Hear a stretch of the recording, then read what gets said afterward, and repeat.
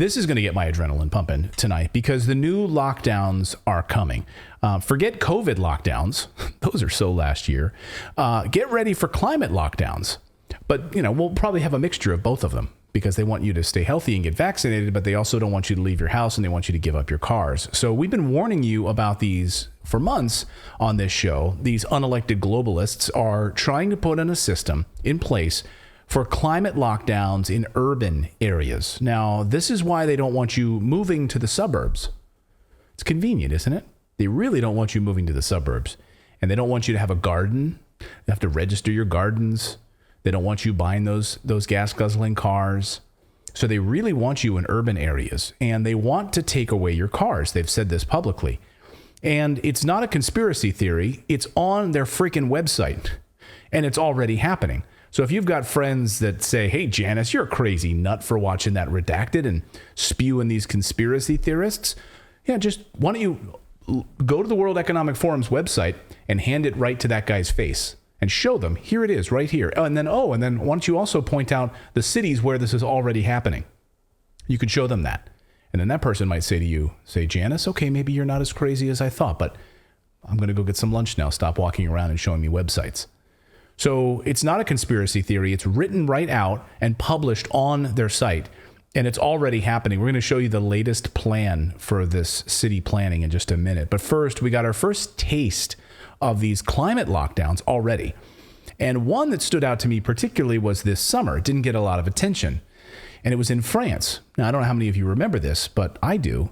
And there was a lot of interesting pieces about this. Because it was basically like, hey, these are the things you are allowed to do during a heat wave. And these are the things you're not allowed to do. You are not allowed to go to this place, this place, this place, this place. But you are allowed to go over here because we've somehow designated that you're allowed to go. Here's the BBC story from that summer. Europe heat wave, outdoor events banned in parts of France. And I'll just read through some of the pieces of it. Here's a quote. Concerts and large public gatherings have been called off in and around the Gridiron department in Bordeaux.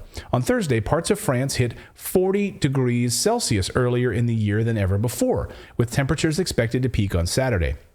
Scientists say periods of intense heat are becoming more frequent and longer lasting as a result of global warming.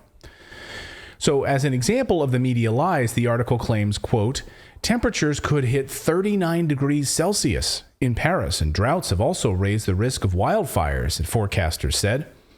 And a woman, I love that they quote this woman here, Jacqueline Banaud. I'm 86 years old. I was born here, but I think this is the worst heat wave I've ever seen, she says Jacqueline. Wow, that's some journalism. They found an 86-year-old woman and asked her, have you ever seen anything like this before? That's some great journalism right there. 86-year-old Jacqueline says that this is the worst heat wave I've ever seen. So an old lady's opinion is included in this news piece. Well, Jacqueline, I know you're older and God bless you. Do you remember 19 years ago in 2003 in France? Were you living there then? Because it was way worse 19 years ago. The heat wave in 2003, in fact, was actually hotter than this summer's heat wave. Back in 2003, heat wave that killed 11,000 people in France. It rose to 40 degrees Celsius, 104 degrees Fahrenheit. Yeah, these things happen all sporadically. You're going to have a heat wave here, you're going to have a heat wave there. But there's a thing that we have now, thanks to fossil fuels. It's called air conditioning. And we're able to mitigate heat wave disasters. Now, most people don't die from heat, they die from cold. More people die from cold than ever do from heat. When it gets a little cold, you might think, well, it's pretty easy. I can flip on some heaters. There's a lot of people for whom don't have access to heat because we've taken it away from them. We've told them in third world countries now that, hey, you guys can't use coal. You guys can't use the very things that we used to industrialize. So we had our 100 years in Britain and the United States where it was fine for us to use coal to keep the lights on and to stay warm, but you're not allowed to. You have to skip right from using dung. You have to skip from that right to solar panels. Nothing in between.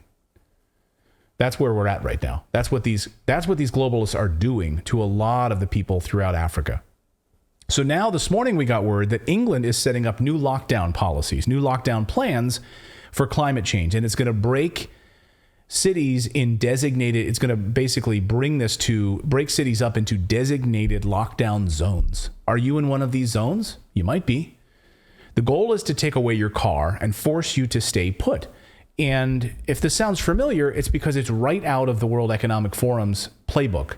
It's called a 15-minute city. Here's the BBC to explain it.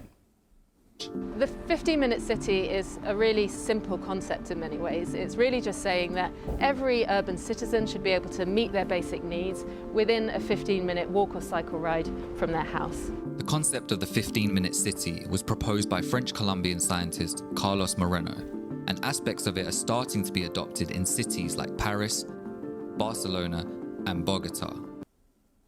So it's already rolling out. And now here's the World Economic Forum in their own words on their website. This is the surprising stickiness of the 15-minute city. It says, in the World Economic Forum's own words, the rearrangement of cities is absolutely about climate change, reads the website. As climate change and global conflict cause shocks and even stresses at faster intervals and increasing severity, the 15-minute city will become even more critical. And the solution was the pandemic. They really say this right here on the website. The solution was the pandemic. The obvious yet incomplete answer is the pandemic with COVID-19 and its variants keeping home everyone or close to home than usual. The 15-minute city went from a nice to have to a rallying cry. So let me pull this up here on the screen. It looks like we might have some trouble with the video here, but let me show you on my side here. So, so the surprising stickiness of the 15-minute city. This is the World Economic Forum, and this is just published this year. So as we scroll through here, you can see, and look, here's the solution, right? Use your bikes, says the World Economic Forum. So here, look at this. The urbanism trend comes to 15-minute city framing of a walkable mixed-use urban development is a lot more than a fad.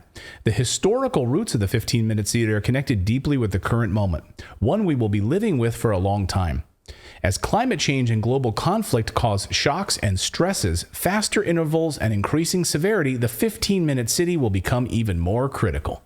So right there, as climate change and global conflict cause shocks and stresses, faster intervals and increasing severity, the 15-minute city will become even more critical. And then they even show you, which implies all the necessary amenities within a short bike ride, short walk, or public transportation.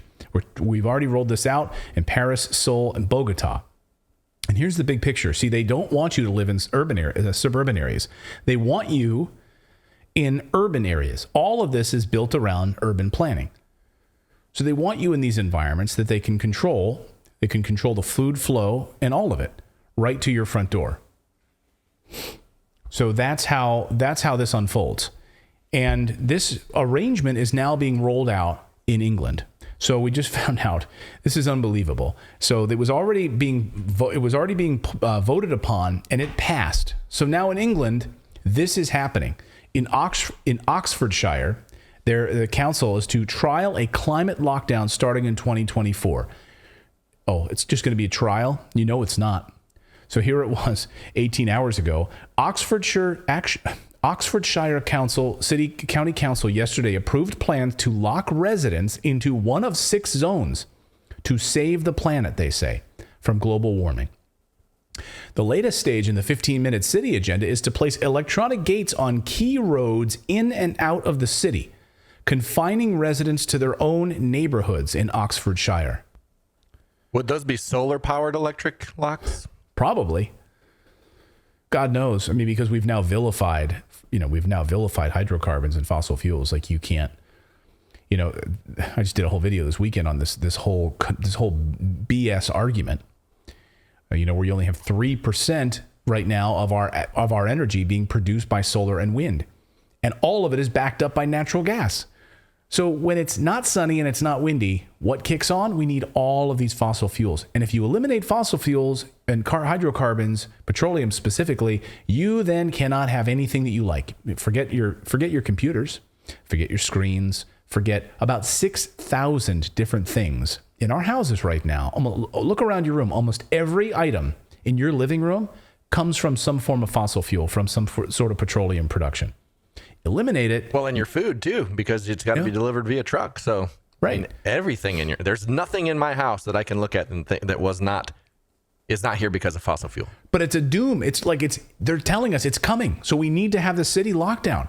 We need to have these climate lockdowns. They don't want you to have cars. So under the new scheme, listen to this, this is amazing. If residents want to leave their zone in Oxfordshire, they will need permission from the city council, who gets to decide who is worthy of freedom and who isn't. Like, look at Oxfordshire. Like, well, I just want to take a drive. I want to take a drive in the countryside, and I want to go visit grandma who lives, 60 kilometers away. Screw you.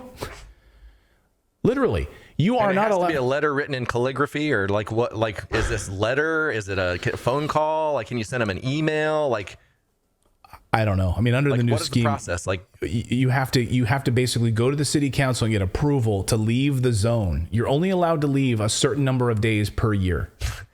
That's like, Mom, can I go outside? No, it's too hot outside. Oh man, play in your room. I mean, like the heat wave thing. Like, aren't we adults enough to know? Like, if it's so freaking hot, I'm not going to go see. You know what? I'm not going to go to the Yanni concert if it's so freaking hot. You know what I mean? Like, and if Yanni's playing in a building where there's AC, I should be able to get in my car with AC, drive to the building with AC, and have a perfectly fine evening without permission. Exactly, because of fossil fuels, because of air conditioning, right? If there's a summer outdoor concert series and Mel Torme is playing, I can say, you know what, I'm skipping this one. I'm skipping from seeing the Velvet Fog because it's just too damn hot out. I'm an adult. I can make that decision. And chances are they cancel the concert anyway. So you'd be like, you didn't need their permission because now you're not going to go because it's been canceled because it was the smart thing to do. Yeah. You get Tony Bennett out there in 104 degrees, the guy's going to drop over dead. Like, Tony Bennett's going to cancel the concert. Like, we are adults. Obviously, we don't need government. Tony Bennett. That's true. I've seen plays in Vegas. Now, come on. I think he played his last concert recently. But anyway, so yeah, you're not allowed to you have to get approval to travel more than a certain number of designated times per year. Again, we talk about carbon footprint tracking. We talk about tracking everything you do. This is what it is. In order to gain this, every resident will have to register their car details with the city council, who will then track their movements via smart cameras around the city. This is the dream for these guys. Every resident will be required to register their car with the county council, who will then monitor how many times they leave their district. This sounds like Hunger Games, via a number plate recognition system. So they just voted on this, guys. Like, this is already happening. Now, I know it's a small... like the aliens in District 9. Right. Now, I know this sounds small, like this is one city. It doesn't matter. It starts this way. Well, that's what they do. They do these little drops and like, let's test this in this small area where we know that, it's these feeble people. They're not really going to do much.